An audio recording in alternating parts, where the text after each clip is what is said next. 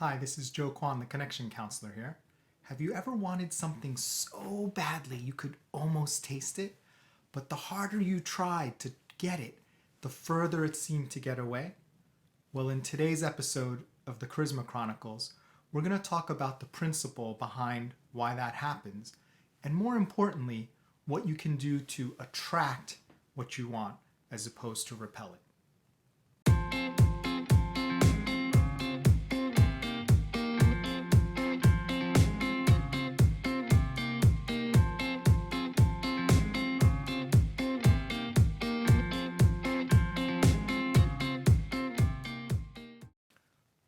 Welcome to episode 2 of the Charisma Chronicles, Relax for Results. So why is relaxation important when it comes to charisma? And by relaxation, I don't mean fall asleep or don't care. I mean more of that kind of ready relaxation, like you're about to receive a tennis serve or you're about to anticipate what's going to happen as you're driving, right? You're attent, but you're not really uptight. You're just relaxed and you're ready and you can move as quickly as you need to. So why is that state so important? Well, what happens is if you're not relaxed, you can't really sense what's going on with other people, right? And as you know, everything goes back to our original definition of charisma. Charisma is the ability to sense and ultimately deliver exactly what is needed from an emotional perspective in a given moment. So that sensing part, you can't sense what other people are about well if you're just so uptight or so set on just doing your thing. You have to be able to relax. And I had a great example of this when I was in my Aikido class today.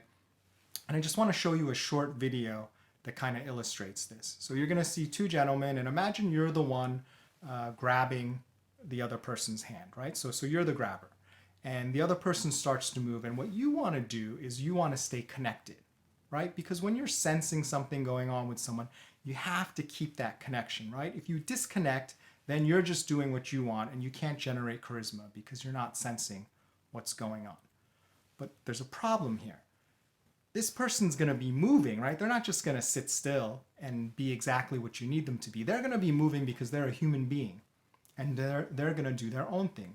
And if you just stand upright and decide not to move, then the grip is going to be broken and you won't be able to stay with them.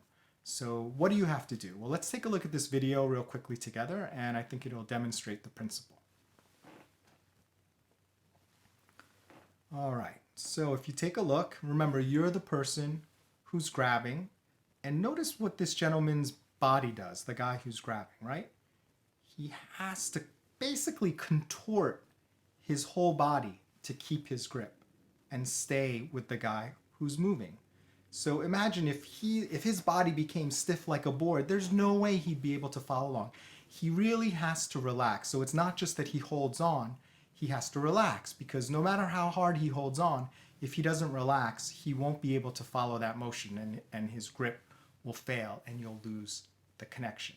So relaxation is a key component to being charismatic because it allows you to sense what's going on with the other person, so you can do that first part of sensing and delivering what's most needed from an emotional perspective in a given moment.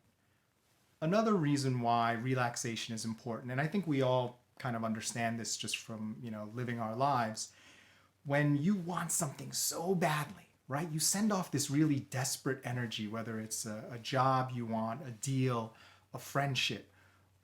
When you send off that vibe that, gosh, I'm so desperate, I want it so much, it sends up like spider senses in the other person. And the reason why is because they get the feeling that you want this so badly that it could be at their own expense, right? It's not this mutual thing where we're all going to get along and it's going to be great. But when people sense, and they may not even be doing this consciously, mostly it happens subconsciously, they can kind of feel, wow, this person is entirely too enthusiastic. I don't trust that they're going to keep my best interests at heart. They just want what they want. So that's another reason why it's really important to relax in order to be charismatic in whatever situation you're in. So now we're going to head into one of my favorite parts of the Charisma Chronicles. It's Charisma Corner. Today we have a guest, my friend and colleague, Janine Grillo. She's wise beyond her years.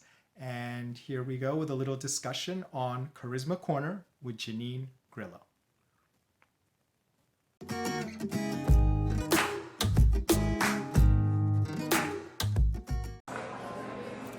Okay, hello, welcome to this episode of the Charisma Chronicles. This is Kwon, the Connection Counselor.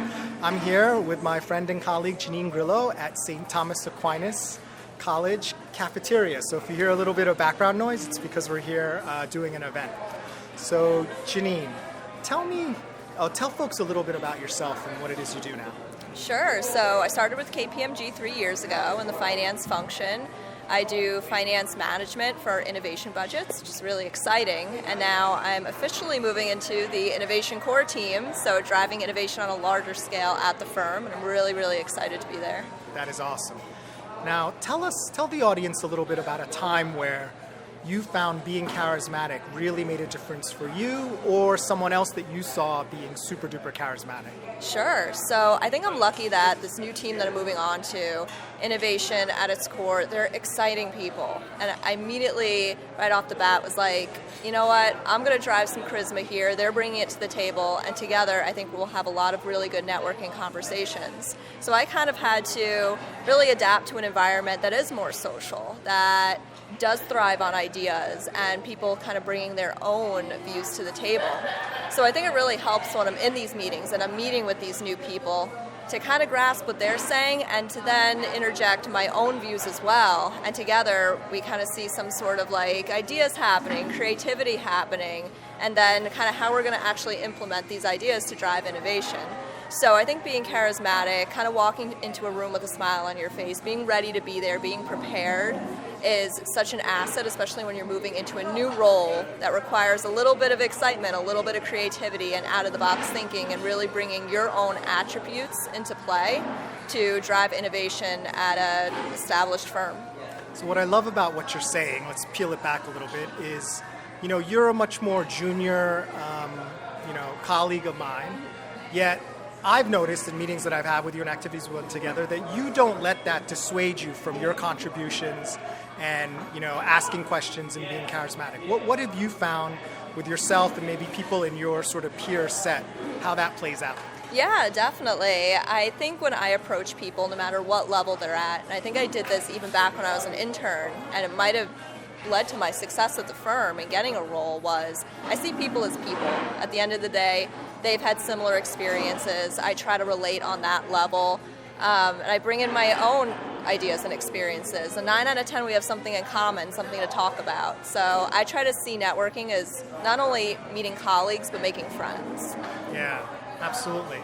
And do you have any people that you kind of modeled yourself around, or people that you've seen that kind of like you kind of saw that in them and you're like, wow, I want to do more of that? Yeah, definitely. I think there's a bunch of people. So I'm going to go to my favorite singer ever. Okay. Taylor Swift. Yes. I'm a huge Swiftie. And I just think that from the start of her career to even now, she just dedicates so much to her fans. Yeah. Those people that have given back to her, connected with her throughout her career. And it always just really inspires me, and I've just kind of watched her grow and develop, and I could see myself being like, oh, I'd like to be like that in certain ways, or the way that she talks in interviews, or the way she presents herself. There's this professionalism that comes from her, but there's also a warmth, and that I've tried to emulate a bit in my life and put into my career. Yeah, so be charismatic, doesn't matter your age, just see people as people. Exactly. Have that warmth and engagement. Mm-hmm. Thank you so much for sharing your perspectives. Thank you, this is great. This is Kwon, the Connection Counselor. Remember, you can change your life, one connection at a time.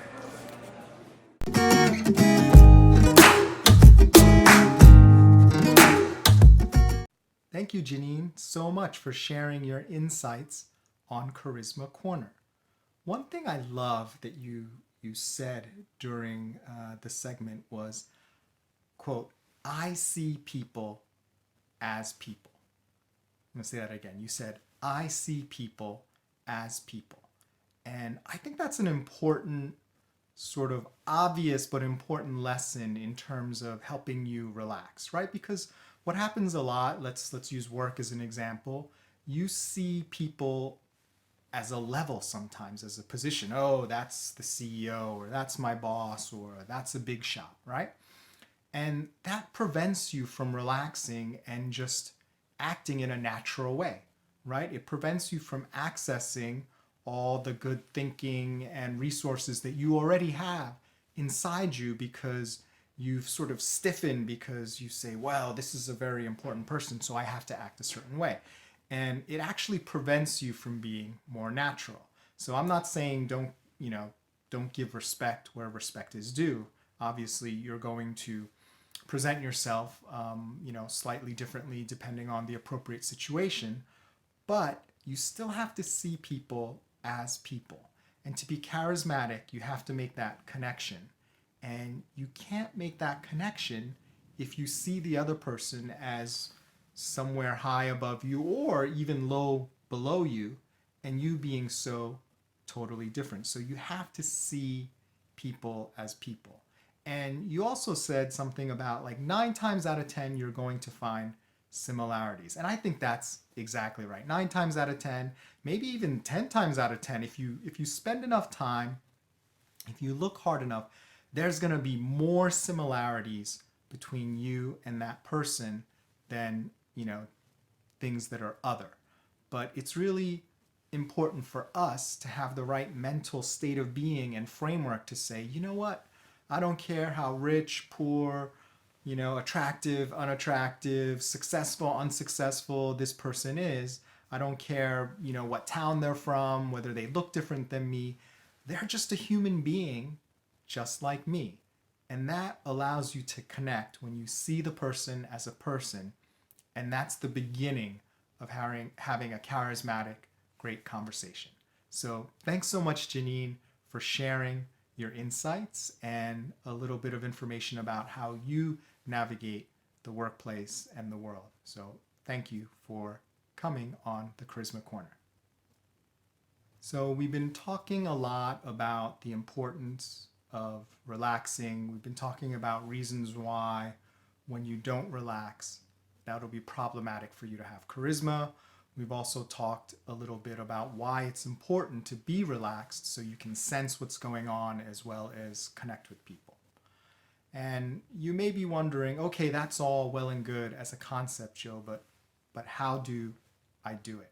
And I'm curious if you have ideas as to things that help you relax when you're in a high performance or a high stress situation. I would love for you to leave a comment below in the video and let me know, because I love getting additional ideas. I certainly don't have all the ideas, and I would love to hear from you. So please leave a comment if there are certain tried and true techniques that you've had that work to help you relax in a stressful, high performance situation. So what I'm going to do today is teach you charisma kata number 2, which is tactical breathing. And this will help you relax in those high stress situations by controlling your breathing. So let's begin.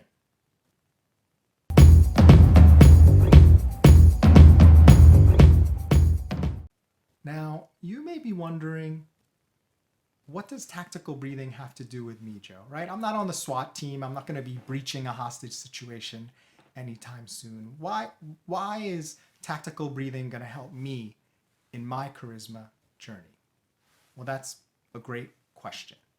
So tactical breathing is a technique used by the military. It's used by first responders. It's used by police forces in terms of allowing their people to be able to think clearly even under high stress situations. And what happens is when you're in a very dangerous or stressful situation, your body naturally goes into this fight mode, right? And quite unconsciously, your breath pattern changes.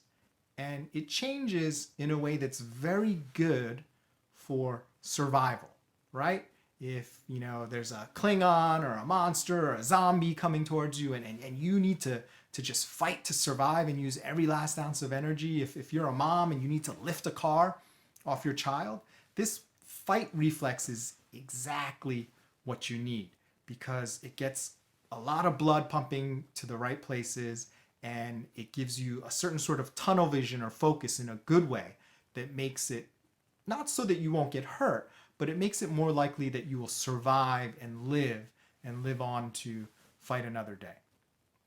However, the problem is that is not really great when you're not in a have to survive in this next second situation, right? When you have more time and it's not an immediate life or death situation, or when there really is nothing bad that's going to happen to you if you fail, right? You're not going to die. Maybe you might die from embarrassment, but you're not physically going to die. It doesn't make a lot of sense to go into that fight mode. And the other thing is, fight mode is meant to happen very quickly and then it's over, right? Our bodies aren't meant to stay in fight mode over a prolonged period of time worrying, oh my God, what am I going to do? What am I going to do? What am I going to do? It actually works against you and sends your body into an overdrive that doesn't allow you to think clearly. So when you're in a situation where you need to perform, where you need to be charismatic, you need to be relaxed, you don't want the fight mode. You want the more relaxed mode. And the way we're going to do that is by controlling our breathing. Now, tactical breathing, it's got different ways or different specific variations of it, just like any technique. I'm going to teach you one that I use that's just, very simple. So, please don't yell at me in the comments if this isn't exactly the method that you Google when you look up tactical breathing. But the principles of this I find work. So what's important here is the amount of time you spend breathing in and the amount of time you spend breathing out. So what we're going to want to do for this charisma kata tactical breathing is you want your breath out to be as long or longer than your breath in. So we're going to breathe in 2, breathe out 2. Breathe in 2, breathe out 2. So breathe along with me. Breathe in 2, breathe out 2. One more time. Breathe in 2, breathe out 2. Now, how do you feel?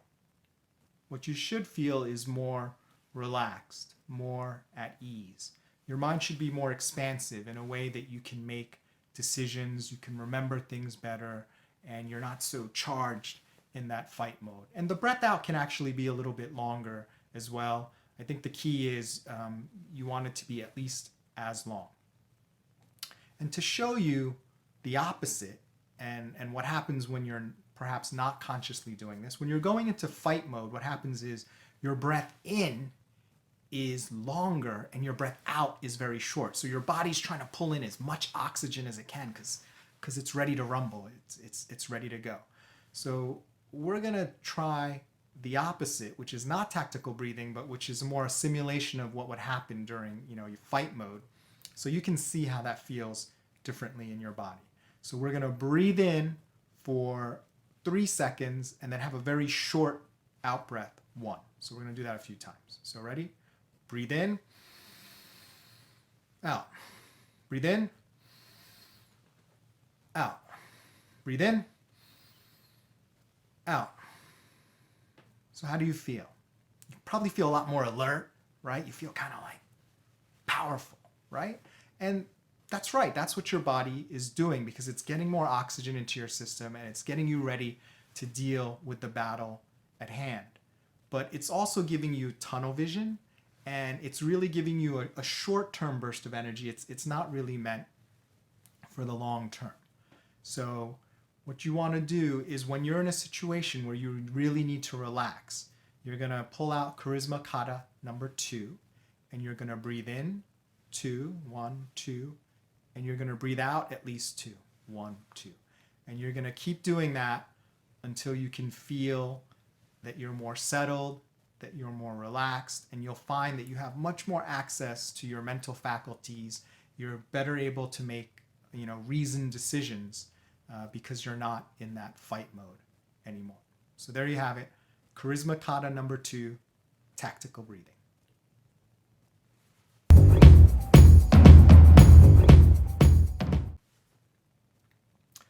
So what did we learn today on Charisma Chronicles episode number 2, Relax for Results?